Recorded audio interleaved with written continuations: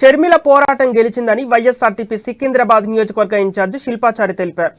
షర్మిల పాదయాత్ర కోసం చేపట్టిన ఆమరణ నిరాహార దీక్షకు అటు ప్రభుత్వం ఇటు పోలీసులు భంగం కలిగించినప్పటికీ కూడా ఆమె కష్టాన్ని భగవంతుడు గుర్తించాడని అన్నారు. పాదయాత్రకు అనుమతి లభించడం చాలా సంతోషంగా ఉందని శిల్పాచారి పేర్కొన్నారు. చాలా సంతోషంగా ఉంది.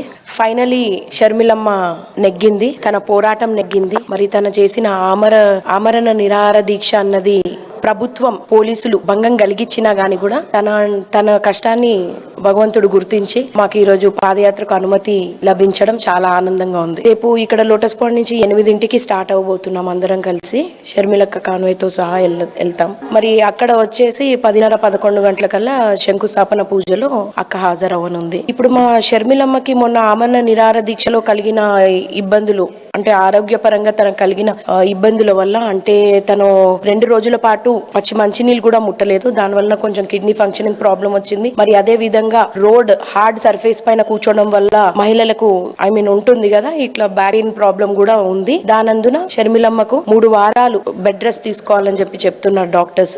చాలా సంతోషంగా ఉంది. ఫైనలీ షర్మిలమ్మ నెగ్గింది. తన